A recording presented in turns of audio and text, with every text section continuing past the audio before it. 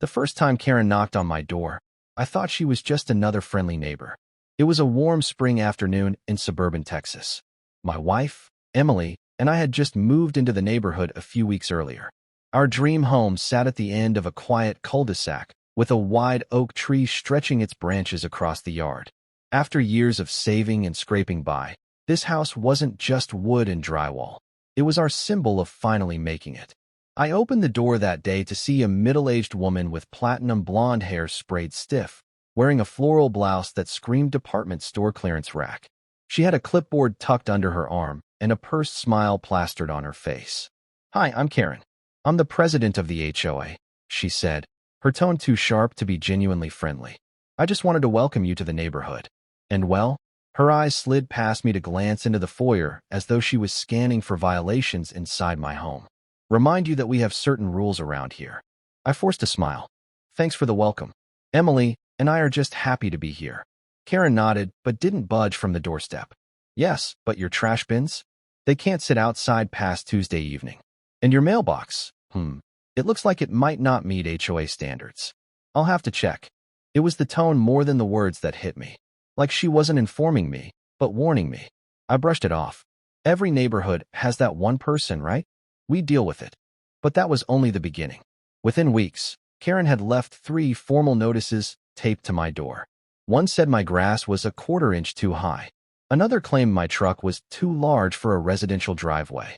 And then came the letter that made my jaw drop. "Dear Mr. Walker, your continued failure to comply with HOA guidelines has been noted. Unless corrective action is taken immediately, further consequences may include legal measures, up to and including eviction." Eviction. From my own house.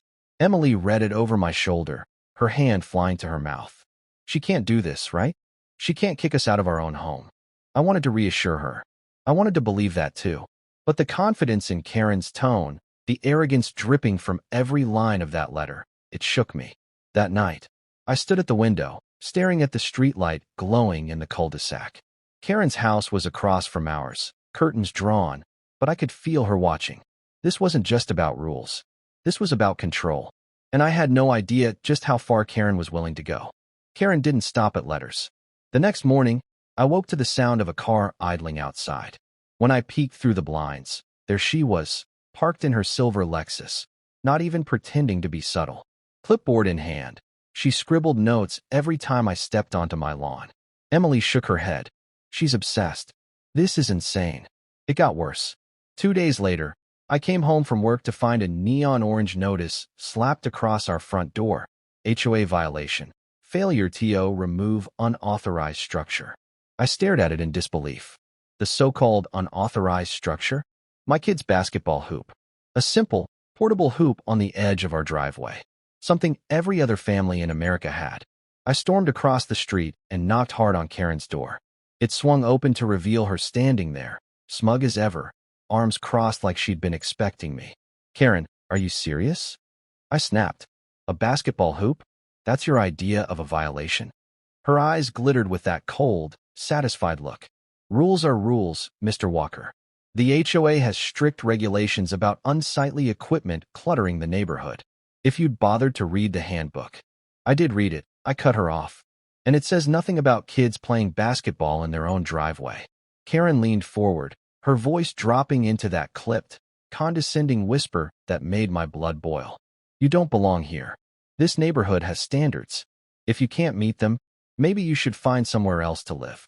That was the first time she said it to my face. The threat of eviction. Over the next few weeks, Karen launched a full-on campaign. She called animal control, claiming our golden retriever, Max, was dangerous. When they showed up, Max rolled over on his back begging for belly rubs. But the humiliation of being investigated stung. She filed noise complaints about Emily playing piano, even though it was in the middle of the day. She even sent me a bill for landscape improvement fees, demanding $600 to resod a patch of grass she claimed I ruined. By then, I'd had enough. I hired an attorney, a sharp young guy named Daniel Hayes who came highly recommended by a friend. He leaned back in his chair as I laid out the stack of violation notices, his brows arching higher with each paper.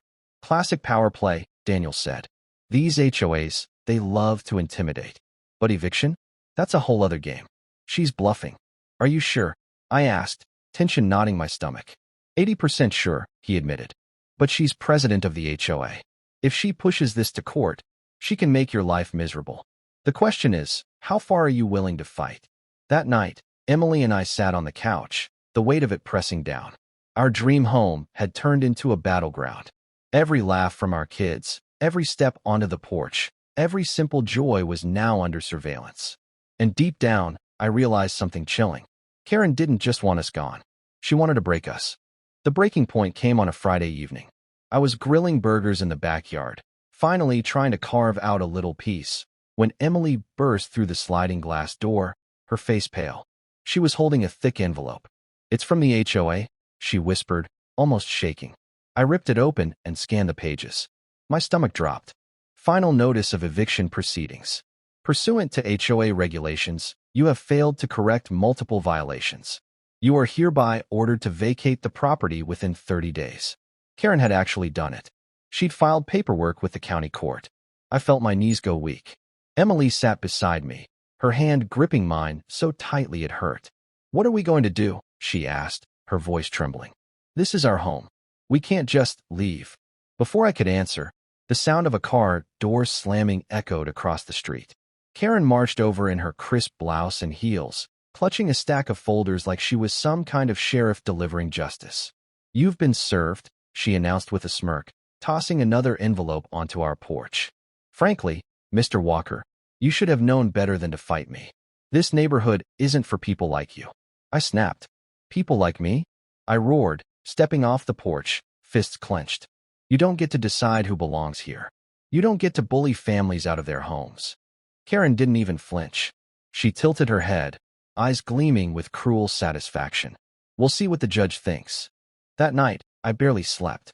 My mind replayed her words, her smug grin, the thought of my kids packing boxes, confused why the house they loved was being taken away. Rage and fear churned inside me until something hardened. I wasn't running. I wasn't backing down. The courtroom showdown came 2 weeks later. Emily sat beside me, Daniel in front, his tie perfectly knotted as he flipped through his notes. Across the aisle, Karen strutted in with 2 other HOA board members, acting like royalty about to claim their prize. The judge, an older man with tired eyes, called the session to order. Karen wasted no time. She stood, voice dripping with venom as she painted us as reckless homeowners who flagrantly disregarded community rules. She even held up photos, snapshots of my trash bins, of Max in the yard, of the basketball hoop, as if they were evidence of some heinous crime. When it was our turn, Daniel rose calmly. "Your Honor, what we see here is not about rules. It's about harassment. My clients have been targeted, intimidated, and now threatened with losing their home over baseless accusations. This isn't about standards, it's about control." Then he dropped the bomb. He pulled out a series of affidavits from other neighbors. Testimonies. Stories. All saying the same thing. Karen had been tormenting the entire street for years. Fines, threats, even trespassing into yards. She had weaponized the HOA as her personal throne. Gasps rippled through the courtroom. Karen's smugness cracked. For the first time, I saw a panic flash in her eyes. And in that moment, I knew this fight was far from over. The judge leaned back, steepling his fingers as the courtroom murmured. Karen shifted uncomfortably, her confidence unraveling. "Order," the judge said, voice stern. "I've reviewed the evidence, and I've heard enough." He turned his gaze directly on Karen. "This case isn't about community violations. It's about abuse of power." Karen's lips parted in shock. "Your Honor, I—" "Silence," he snapped. "You've wasted this court's time with frivolous claims. The Walkers are not only entitled to remain in their home, but they are also entitled to damages for the harassment they've endured." The gavel slammed down. For a moment, the words didn't register. Emily squeezed my hand so tightly it hurt. Then it hit me. We won. The courtroom erupted. Some of our neighbors who had shown up in quiet support actually clapped. Karen, red-faced and trembling, grabbed her stack of folders and stormed out, muttering under her breath. Her little empire had crumbled in an instant. Outside, the air felt lighter, freer. Emily hugged me, tears streaming down her cheeks. "We did it," she whispered. "We're not going anywhere." I looked around at the group of neighbors gathered outside the courthouse. People who had been too afraid to speak before, now emboldened. A man I barely knew, Mike from down the block, stepped forward. "You stood up to her," he said, shaking my hand. "We've all wanted to, but you actually did it." Over the following weeks, everything shifted. Karen was stripped of her HOA presidency in a unanimous vote. The board replaced her with a reasonable, kind-hearted woman named Linda, who promised fairness and transparency. The ridiculous fines disappeared overnight. The street, once tense and divided, felt like a community again. But Karen didn't vanish completely. I'd still see her sometimes, glaring from her window, bitterness etched into her face. The difference now was clear. She had no power left. Her reign was over. One evening, as I sat on the porch watching the kids shoot hoops under the glow of the streetlight, Emily leaned against my shoulder. Max barked happily at their laughter, tail wagging. "This," she said softly, "is what home is supposed to feel like." I nodded, my chest swelling with a mix of relief and pride. We almost lost it, but maybe that fight was what it took to really earn it. Because in the end, our home wasn't just walls and a roof. It was the life we built inside it, the memories, the family, the love. And no Karen in the world could take that from us. The oak tree in the front yard swayed in the evening breeze, strong and unshaken, just like us. And for the first time since moving in, I felt it completely. We belonged.